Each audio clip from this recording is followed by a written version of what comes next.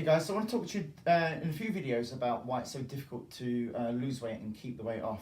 So yeah, we're going to talk about fat, talk about leptin. Now fat's main role in the body is to store energy, and the more energy you eat over and above what you need to burn, you store it as body fat. And the reason why we've got this mechanism that really helps us to regulate our fat stores, because the primary role of any species is reproduction and survival. So carrying too little or too much body fat, and you're going to find it difficult to reproduce for hormones, for not being able to find a partner, if you carry too much body weight, you won't be able to eat and hunt. So we have this mechanism that I want to talk to you today, and why it's so critical to understand when it comes to your attempts at losing weight. So we have our body fat stores here, and our body fat produces this hormone called leptin. Leptin sends a signal to the brain telling us how much body fat we have. When we start to lose weight, our leptin levels start to decrease.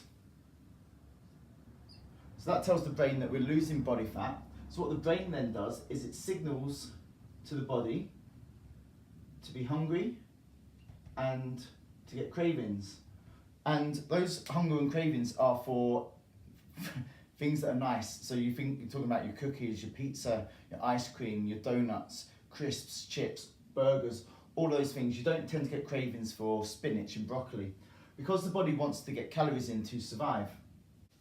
So as we overeat and we lose more body fat, leptin levels keep going up and up and up the more weight you lose, which means our cravings and hunger just keep on increasing and increasing to drive you to eat more palatable food. Now, that's what makes it really difficult to sustain weight loss. And I want you to think about, if you imagine trying to give up smoking, and smoking being an addictive kind of substance or addictive behaviour, and if you were trying to give up, you wouldn't buy loads of cigarettes and keep them in the house. You wouldn't keep those cigarettes that you had next to the sofa, so they're just constantly tempting you. You wouldn't keep going past cigarette shops all the time.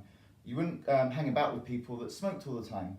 Yet when it comes to trying to sustain weight loss, we put ourselves in the same environment that caused us to get fat in the first place. And because this increase in leptin with these kind of insane hunger and craving levels, then you're going to inevitably start to break on and start consuming all these foods. So the message is, keep your environment as conducive to success as possible.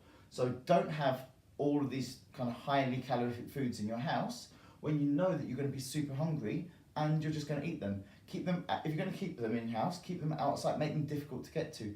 Don't hang about with people that are going to sabotage your diet. Don't drive home past that takeaway that you love every single day. Find a different route, because as soon as you go past it and smell that food, you're going to want to eat it. Unsubscribe from things like Just Eat and Domino's emails and things that are just constant reminders to tell you to eat, when your body, your brain is literally telling you overeat, overeat, overeat. And one other thing that you can do is physical activity. So if you want to blunt the effects of leptin and decrease the hunger and cravings, then start to train. Whether that be in the gym, whether that be some activity outside the gym, just find something that you enjoy doing and be more active. As you lose weight, your body's going to start to drive your activity levels down as well. So if you can consciously build in, through habits, more physical activity, then you've got a much greater chance of success in keeping that weight off.